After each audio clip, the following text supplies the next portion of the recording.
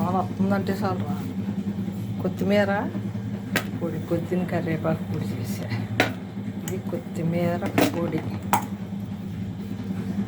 ఇలా సీసాల్లోనే వేసుకోవాలి. కరివేపాకు అది మంచిదే డబ్బా. కొత్తిమీర కూడా గుమ్మలాడుతుంది. ఇంట్లోనే ఎక్కువ ఇంట్లోనే ఎండబెట్టాను. కాకపోతే మబ్బులో ఎండే కదా అని పెట్టాను. పొడి అయిపోయింది. జల్లిన చక్కర్లేదు ఏమక్కర్లేదు.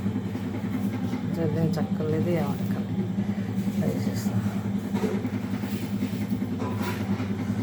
ఇంకా మెంతులు కూడా మొక్కలు ఇచ్చి పొడి చేసేస్తే వేసి పొడి అన్నీ కలుపుకుంటే టికెషన్ కాబట్టి టికెషన్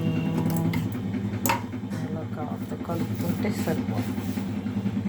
అందరూ ఆరోగ్యాలు చెడిపోతున్నాయి. అంత ఇడియాడు సమత్తం మా అమ్మ పిలుస్తుందిగా, మా అమ్మ వచ్చేసిందిగా. ఇంకా నేను వీడియోలు పెట్టను, మా అమ్మే చూసుకుంటుంది. మా అమ్మ చూసుకుంటుందంట. ఇప్పుడే చీర పట్టుకుని కూర్చొని చెప్తుంది కానీ నేను చూసుకుంటాను, కంగారు పడకు అంటాను. అమ్మ ఉంటామని ధైర్యం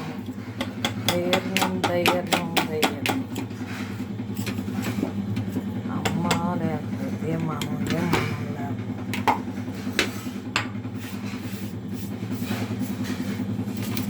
మనుషులతో పెట్టుకోకూడదు. అమ్మతో పెట్టుకుంటే అమ్మ కూడా మనుషులు కూడా వస్తారా ఏంటి? జ్ఞానాలు మానేసి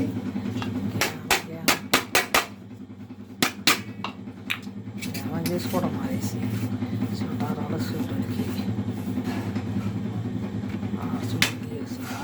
మన ఇంట్లో మనయే తలకే తలకుండా ఉంటున్నాయి. ఎవరికాళ్ళకే ఉంటున్నాయి.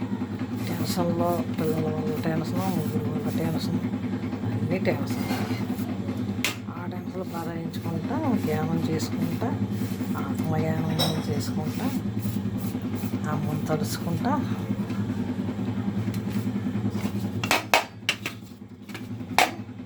ముందుకు వెళ్తాం. ఎవడో ఇంట్లో టెన్షన్ మనకెందుకు? మన టెన్షన్లో మనం ఉన్నాం కదా, అది చూసుకుంటే చాలమ్మా. మన టెన్షన్ మనం చూసుకుంటే చాలు, సరి చేసుకుంటే చాలు. ఎవడో టెన్షన్కి ఎందుకు వెళ్ళటం? ఆ టెన్షన్లోనే ఇంట్లో పిల్లలని ఇంట్లో ముగ్గురుతోటి సప్తున్నారుగా, అది చూసుకోండి చాలు. ఎవరు టెన్షన్కి వెళ్ళకండి. వెళ్తే నీ బుర్ర చెడిపోతుంది. శాంతిగా హాస్పిటల్లో చేరవలసి వస్తుంది కొన్నాళ్ళు. అది మెంటల్ జబ్బులు ఇచ్చేస్తాయన్నమాట. వాళ్ళ టెన్షన్ వీళ్ళ టెన్షన్ తీసుకున్నారంటే వాళ్ళు ఎలా పోతుంది ఇంటికి.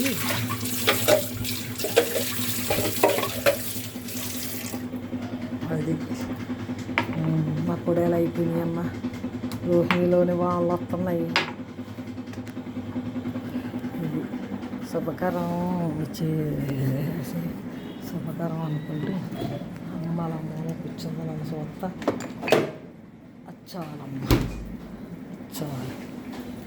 ఈ అమ్మ దేవుళ్ళు వీళ్ళందరిదయ్యా. వాళ్ళు మనం ఆడదాం.